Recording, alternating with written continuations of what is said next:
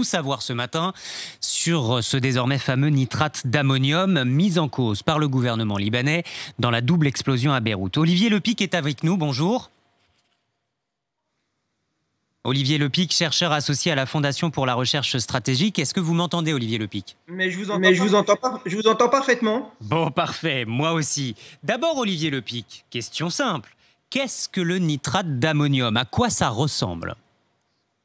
Alors, le nitrate d'ammonium, c'est un engrais agricole. En tout cas, c'est son utilisation privilégiée. Il est conditionné sous forme d'une poudre blanche. Qui est stocké dans beaucoup d'endroits dans le monde et notamment dans les ports puisqu'il voyage par bateau, et donc c'est un des engrais agricoles les plus utilisés dans le monde. Il a des caractéristiques notamment en termes d'azote qui permet d'être très efficace en agriculture. Pour les cultures de colza, de maïs, de légumes aussi. NH4NO3, c'est ça, son symbole chimique précis, je crois. On les stocke dans de grands sacs en toile renforcés ou même en vrac. Alors, on le stocke d'abord avant d'être conditionné sous forme de tas, effectivement, dans des entrepôts. Et ensuite, il est conditionné souvent sous forme de sacs de 50 kg qui est ensuite distribué dans les réseaux de distribution pour les agriculteurs. Lorsque vous avez vu les images, Olivier Lepic, de cette double explosion à Beyrouth, vous avez tout de suite reconnu la particularité du nitrate d'ammonium. Ça ne fait aucun doute, c'est bien cela qui a explosé. Oui, quelques secondes après avoir vu les images, j'ai tout de suite évidemment été interpellé par un certain nombre d'indices qui ciblaient très évidemment le nitrate d'ammonium. D'abord, le fait que ce soit déroulé dans un port, souvent ce produit est stocké dans les ports. Le deuxième indice, c'était la double explosion, c'est que le nitrate d'ammonium est une substance assez stable normalement, c'est-à-dire qu'il n'explose pas de manière spontanée. C'est ce qu'on appelle un explosif secondaire, et il faut en général, pour le faire détonner, un explosif primaire ou une charge d'amorçage. Et c'est un petit peu ce qui s'est passé dans ce scénario, c'est-à-dire qu'on a vu, et c'est probablement le premier incendie et la première explosion qui est à l'origine de la deuxième explosion d'ammonitrate ou de nitrate d'ammonium. On a clairement vu une première explosion qui a déclenché la seconde. C'est une caractéristique chimique du nitrate d'ammonium. Et le troisième indice qui est, lui, pour le coup quasiment une preuve, et la couleur rougeâtre des fumées qui se sont dégagées immédiatement après l'explosion et qui signe la présence du dioxyde d'azote qui est un des produits de la combustion et de la détonation du nitrate d'ammonium. Si je comprends bien ce que vous dites, c'est le problème vient non seulement du lieu de stockage, mais aussi des autres matières qui étaient stockées à côté, qui ont commencé à brûler et qui ont provoqué cette explosion, réaction par chaîne.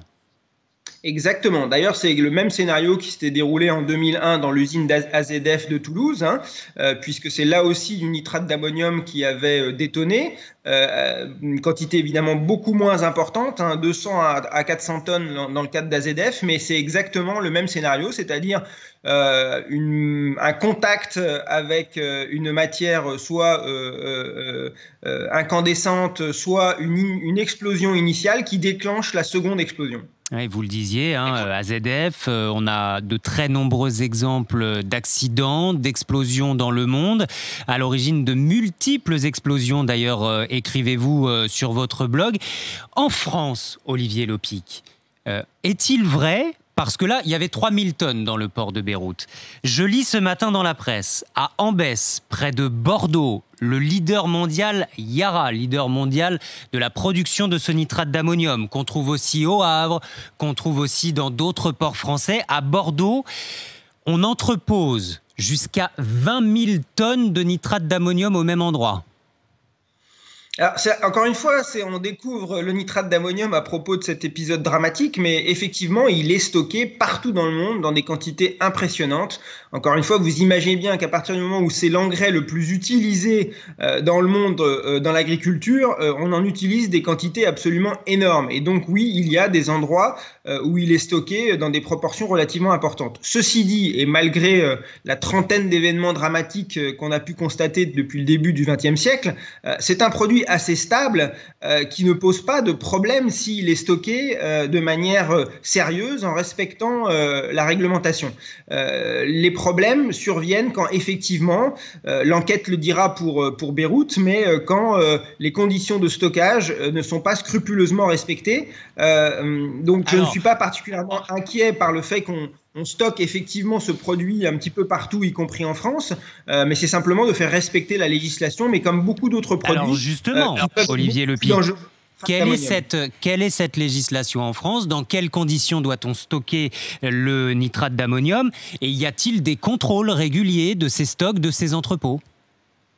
Alors, je ne suis pas un spécialiste des contrôles en matière de stockage de produits dangereux, mais oui, il y a une réglementation qui est assez stricte, qui décrit les conditions dans lesquelles cette molécule doit être stockée, des conditions d'hygrométrie constante, des conditions de séparation avec d'autres produits qui pourraient être dangereux ou provoquer l'explosion. Et il y a évidemment des contrôles sur la nature et sur les conditions de stockage de ces molécules. Je parlais du leader mondial Yara, qui produit du nitrate d'ammonium. Oui, de très nombreux contrôles chez Yara, mais 9 mises en demeure depuis 2015 pour des conditions de stockage qui ne respectent pas toujours le protocole chez Yara. Interdire cette substance, la question se pose désormais, Olivier Lepic, en France ou ailleurs ? Non, je crois pas. On est dans l'émotion. Évidemment, ces images sont terribles. Pour vous donner un ordre d'idée, l'explosion de Beyrouth, on a modélisé qu'elle représentait à peu près 3 kilotonnes d'équivalent TNT.